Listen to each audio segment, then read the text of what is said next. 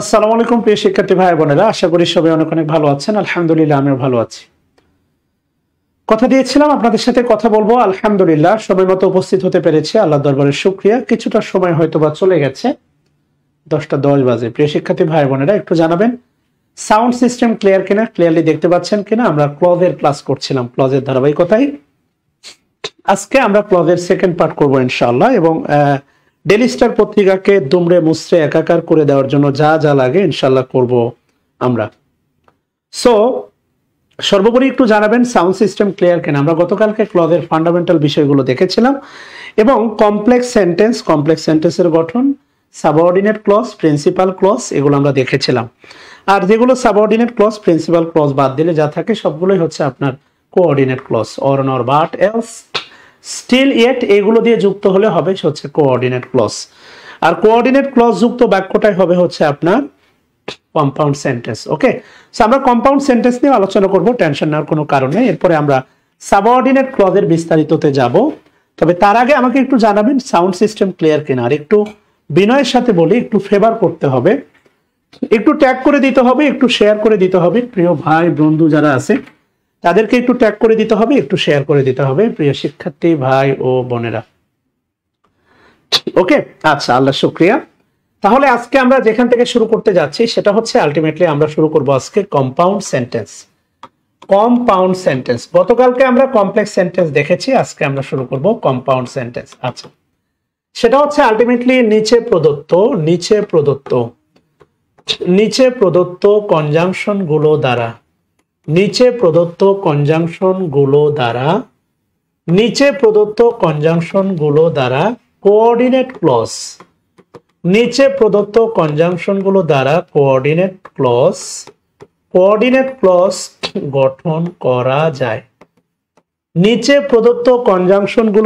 Coordinate clause, গঠন করা যায়। ভালো করে খেয়াল করে দেখেন। ওকে, আচ্ছা, নিচে প্রদত্ত কনজাংশন গুলো দ্বারা কোঅর্ডিনেট ক্লজ গঠন করা যায়। কনজাংশন গুলো কি কি? একটা হচ্ছে ফর প্রিপোজিশন বা ট্রেডিশনাল গ্রামারে ফরকে কনজাংশনও বলা যেতে পারে। ভালো করে খেয়াল করে দেখেন, ট্রেডিশনাল গ্রামারে ফরকে কনজাংশনও বলা যেতে পারে, ফর। এরপরে হচ্ছে আপনার এন্ড, এরপরে হচ্ছে নর, এরপরে হচ্ছে বাট, এরপরে হচ্ছে আপনার অর, এরপরে ইয়েট, এরপরে সো, এরপরে মনে রাখবেন স্টিল, ভালো করে মনে রাখবেন, এরপরে এলস। আপনাদের এই জগতের অনেক টিচার আছে যারা এটাকে এক কথায় বলে ফ্যান বয়েজ। এর ফ্যান বয়েজ মেন্টালিটি আপনাকে ছাড়তে হবে। ফ্যান বয়েজের বাইরেও, ফ্যান বয়েজের ভিতরে জায়গা আছে, ফ্যান বয়েজের ভিতরে জায়গা আছে। ছোটবেলায় আপনারা শিখছেন অর, নর, বাট। আর এই জগতে এসে অনেক টিচারই আপনাকে শেখাবে fan boys. F A for, এতে অ্যান্ড, এনে নর, বিতে বাট, ওতে অর, উইতে ইয়েট, এসে সো। এর বাইরেও স্টিল, এলস, দেয়ারফর, এই জাতীয় অনেকগুলোই আছে যেইগুলো দ্বারা কম্পাউন্ড সেন্টেন্স তথা কোঅর্ডিনেট ক্লজ গঠন করা যায়। কথা কি বুঝতেছেন কিনা? সো এই কারণে আলটিমেটলি কোন একটা টেকনিকের উপর ভরসা করেন না। ওর বাইরে যদি কোনো বিচরণ হয়, ওর বাইরে যদি কোনো প্রশ্ন হয়, বিশ্বাস করেন ভাই আপনি আটকে যাবেন। এবং এমন আটকাবেন, বিশ্বাস করেন নড়তেও পারবেন না, চড়তেও পারবেন না। এটা হচ্ছে চূড়ান্ত বাস্তবতা। আমরা ক্লজের গতকালকে ক্লাস দেখেছিলাম, তারই ধারাবাহিকতায় শুরু করেছি আজকে আমাদের দ্বিতীয় সেশন। কথা কি বুঝাইতে পারছি কিনা? এটা হচ্ছে বাস্তবতা। যাই হোক, যা বোঝাতে চাচ্ছিলাম আপনাদেরকে, যা বোঝাতে চাচ্ছি সেটা হচ্ছে ভালো করে বোঝেন। অর, নর, বাট অথবা ফ্যান বয়েজের বাইরেও আরো অনেকগুলো কনজাংশন আছে, মিনিমাম 3-4টা, যেগুলো দ্বারা কম্পাউন্ড সেন্টেন্স তথা কোঅর্ডিনেট ক্লজ গঠন করা যায়। আচ্ছা, এবার একটু ভালো করে খেয়াল করে দেখেন। সেটা হচ্ছে আমি যদি আপনাকে বলি, খুব সিম্পল, এরা হচ্ছে আপনার কোঅর্ডিনেট কনজাংশন। ভালো করে খেয়াল করে দেখেন, এরা হচ্ছে আপনার কোঅর্ডিনেট কনজাংশন। বুঝতেছেন ব্যাপারটা? একটু ট্যাগ করে দেওয়া যায়, একটু শেয়ার করে দেওয়া যায়। এরা হচ্ছে আপনার কোঅর্ডিনেট কনজাংশন। ভালো করে ভাবেন, দোজ আর কোঅর্ডিনেট কনজাংশন। ওকে, আচ্ছা, বাস্তবতা হচ্ছে আমি যদি আপনাকে বলি, খেয়াল করে দেখেন, হি ইজ পোর, সে মহান একটা বাক্য। He is poor, but he is honest. He is poor but he is honest. ভালো করে খেয়াল করে দেখেন, he is poor but he is honest.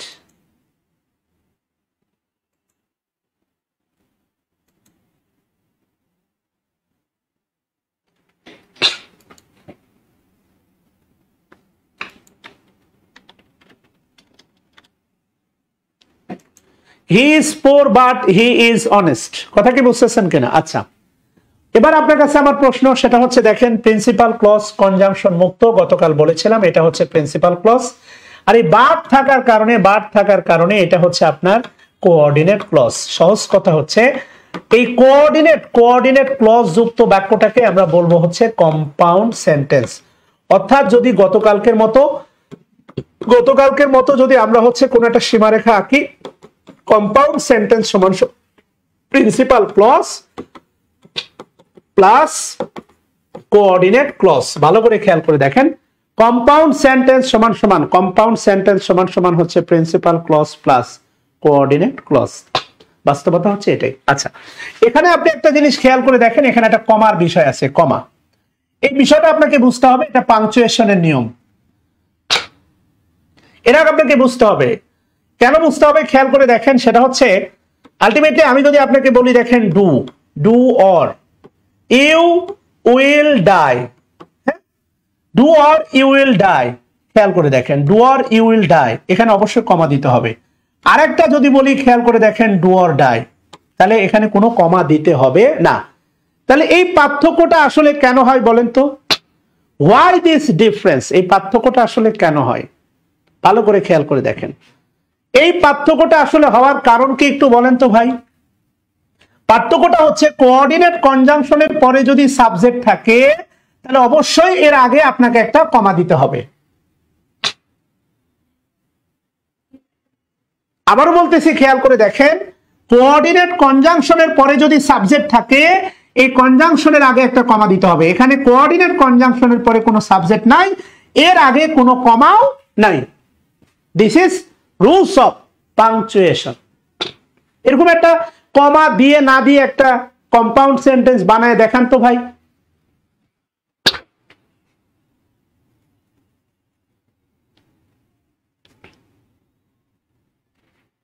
দেখি আপনি পারেন কিনা, প্লিজ। কমা দিয়ে বা না দিয়ে এরকম একটা বাক্য বানায় দেখান তো ভাই। এনিওয়ান? এগুলো জানা লাগবে ভাই। আপনি তো ফ্রিহ্যান্ড করে মানে করেন যে অনেক কান্নাকাটি করেন, তো ফ্রিহ্যান্ড তো আপনাকে জানা লাগবে ভাই। এগুলো তো ফ্রিহ্যান্ডেরই অংশ। ইয়েস, অ্যাবসলিউটলি এগুলো ভাই ফ্রিহ্যান্ডের অংশ। আলহামদুলিল্লাহ হাফিজ শফিকুল ভাই, ভালো আছি, আল্লাহ শুক্রিয়া ভাইয়া। অপর্ণা রায় লিপি, থ্যাঙ্কস এ লট বোন আমার। বলেন না, এরকম দুটা বাক্য বানান না। আমার ক্লাস ভালো লাগে এটা পরে, এরকম একটা দুটা বাক্য বানান না। কোঅর্ডিনেট কনজাংশনের পরে সাবজেক্ট বসায় তার আগে কমা দেন, এরকম দুটা বাক্য উদাহরণ বানান না দেখি। আপনি পারবেন না দুলাল রয়, আপনি কোনোদিনই পারবেন না। Thank you, thanks a lot. Shahin Reza, move or you will punished হয় না, you will be punished, তোমাকে শাস্তি দেওয়া হবে। এটা হচ্ছে will be punished, তোমাকে শাস্তি দেওয়া হবে, প্যাসিভ ভয়েস। কথা কি বুঝতেছেন কিনা? থ্যাঙ্কস এ লট। আচ্ছা, এবার আলটিমেটলি বাস্তবতা হচ্ছে, খেয়াল করে দেখেন, ভাবেন সাবঅর্ডিনেট ক্লজের সন্তান, সাবঅর্ডিনেট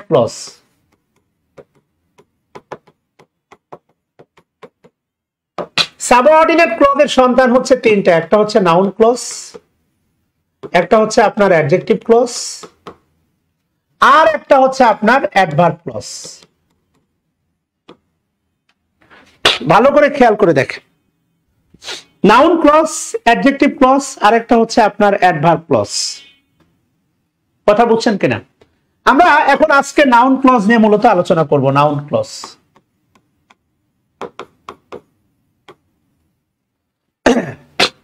নাউন ক্লজে যাওয়ার আগে আপনাকে একটা পার্থক্য বোঝায়, সেটা হচ্ছে মনে রাখবেন parts of piece. Parts of piece মানে কি জানেন? পার্টস অফ পিস মানে হচ্ছে সিঙ্গেল ওয়ার্ড। মনে করেন রহিম, রহিম একটা parts of piece, noun pronoun বা কিছু একটা। আপনি রিক্সায় একা একা যাচ্ছেন, আপনি পার্টস অফ পিস, এটা হচ্ছে বাস্তবতা। পার্টস অফ পিস মানে হচ্ছে সিঙ্গেল ওয়ার্ড।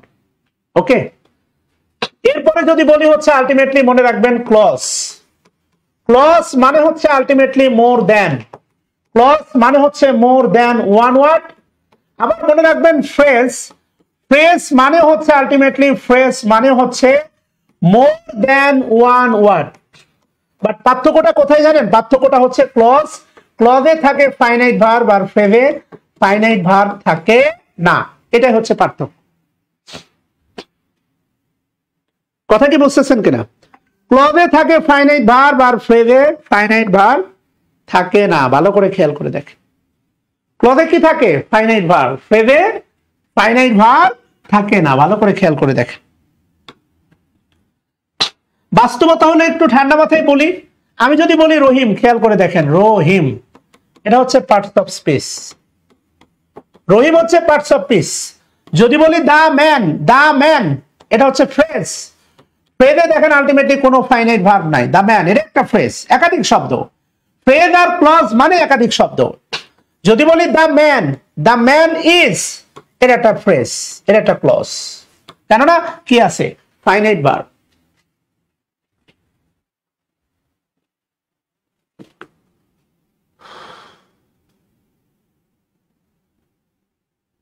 কথা ক্লিয়ার জেন্টলম্যান? আচ্ছা,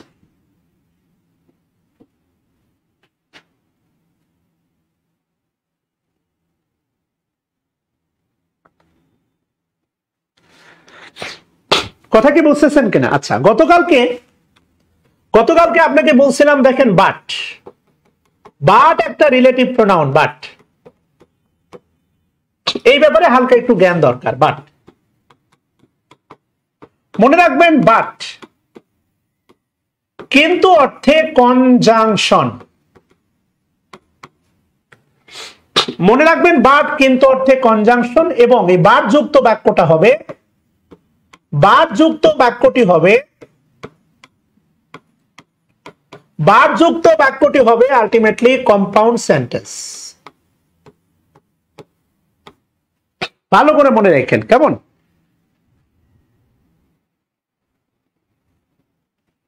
শুকুর হয় কান্নাকাটি করো কেন? Do something else you don't get anything.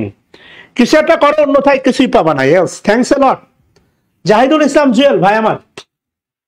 But আবারও বলতেছি, খেয়াল করে দেখেন, বাট বাট কিন্তু অর্থে, বাট কিন্তু অর্থে কনজাংশন। আর এই বাট যুক্ত বাক্যটা হচ্ছে আপনার কম্পাউন্ড সেন্টেন্স, যেটা আপনারা ইতিমধ্যে দেখছেন। He is poor, he is poor but honest. এই বাটটাই হচ্ছে আপনার কনজাংশন। বাট। আচ্ছা, মনে রাখবেন বাট, বাট ব্যতীত, ব্যথিত না, ব্যতীত অর্থে প্রেপোজিশন। বাট ব্যতীত অর্থে মনে রাখবেন preposition but. All went there, সকলেই সেখানে গিয়েছে। All went there but, but me. All went there, সকলেই সেখানে গিয়েছে, বাট মি। কথা বুঝতেছেন কিনা? সকলেই সেখানে গিয়েছিল, আলটিমেটলি আমি সহ, আমি কিন্তু। এখানে কিন্তু বসান তো দেখেন তো অর্থ হয় কিনা? না। All went there but me, সকলেই সেখানে গিয়েছিল কিন্তু আমি না, আমি ব্যতীত। কথা বুঝতেছেন কিনা? আপনারা যেটা পড়েন সেটা হচ্ছে যে none but, none but, none but Allah, none but Allah can help us, none but Allah can help us. এই যে বাট, এই বাটটাকে কনজাংশন মনে করার কোনো সুযোগ নাই। এই বাট, এখানে কিন্তু বসান, অন্য কিছু বসান, দেখেন তো কাজ হয় কিনা? হয় না। এই বাট হচ্ছে আলটিমেটলি, এই বাট, এই বাট হচ্ছে আলটিমেটলি আপনার, এই বাট হচ্ছে আলটিমেটলি প্রেপোজিশন। না জানলে তো ভাই ঝামেলা আছে। এই বাট, এই বাট হচ্ছে আপনার প্রেপোজিশন। ভালো করে খেয়াল করে দেখেন, এই বাট, এই তিনটা বিষয় আপনার জন্য জানা অত্যাধিক গুরুত্বপূর্ণ। বাট এই বাট হচ্ছে আপনার প্রিপোজিশন। বাট ইভেন আলটিমেটলি আমি যদি আপনাকে বলি, খেয়াল করে দেখেন, সেটা হচ্ছে আলটিমেটলি এভরিওয়ান, এভরিওয়ান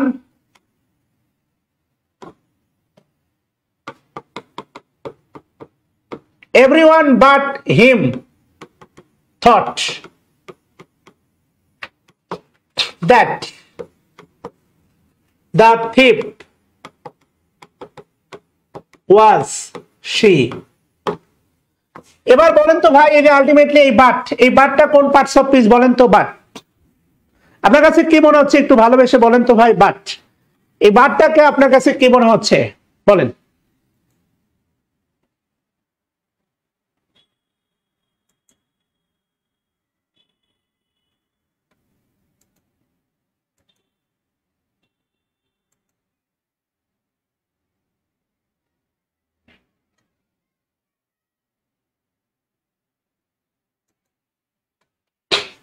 এই বাটটা হচ্ছে আলটিমেটলি আপনার প্রিপোজিশন। দুলাল রয়, এটা কনজাংশন না, এটা বাট ভার্বও না। বাট এভরিওয়ান থট, প্রত্যেকেই ভেবেছিল। বাট হিম, সে ব্যতীত প্রত্যেকেই চিন্তা করেছিল। That the thief was she, থিপটা হচ্ছে সে। এই বাটটা হচ্ছে আপনার প্রিপোজিশন। এবার যদি বলি, খেয়াল করে দেখেন, there is no mother, there is no mother but loves her child. এবার বলেন তো, এই বাটটা কি কিন্তু দিয়ে রিপ্লেস করা যায়? বলেন, এই বাটটা কি কিন্তু দিয়ে রিপ্লেস করা যায়? বলেন। It will be possible to replace but as a কিন্তু।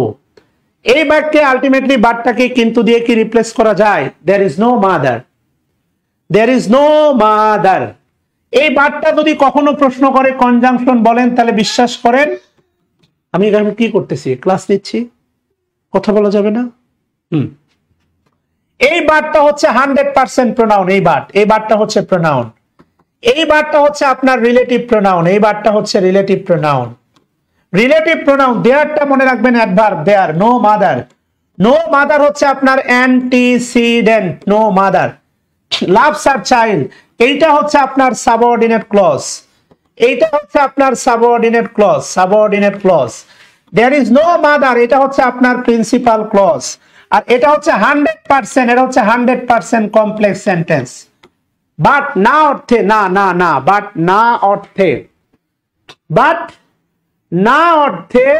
না অর্থে হচ্ছে আপনার রিলেটিভ প্রোনাউন, এবং এই বাট যুক্ত বাক্যটা হচ্ছে আপনার কমপ্লেক্স সেন্টেন্স। আমি ক্লাসে আছি বাবা, একটু পরে মোবাইল দিচ্ছি, চুপচাপ বসে থাকো, নাহলে যাও। এই বাটটা হচ্ছে আপনার না অর্থে রিলেটিভ প্রোনাউন, আর এই বাটটায় যুক্ত বাক্যটা হচ্ছে আপনার কমপ্লেক্স সেন্টেন্স। কথা কি বোঝাইতে পারছি? তো বিষয়টা হচ্ছে আলটিমেটলি আপনার এই মোটামুটি বাট মনে রাখবেন, বাট টোটাল 6টা পার্টস অফ পিসের মতো কাজ করে। বাট 3টা পার্টস অফ পিস সম্পর্কে আপনার পূর্ণাঙ্গ ধারণা থাকতে হবে, অন্যথায় খুব ভালো কিছু হবে না। কথা বোঝা গেল? সো ডিয়ার শিক্ষার্থী, আলটিমেটলি বাট না অর্থে রিলেটিভ প্রোনাউন। অনেক ক্লান্ত আজকে এ পর্যন্তই, ইনশাআল্লাহ কালকে আবার আপনাদের সামনে ফিরবো লাইভ নিয়ে। আসসালামু আলাইকুম ওয়া রাহমাতুল্লাহ।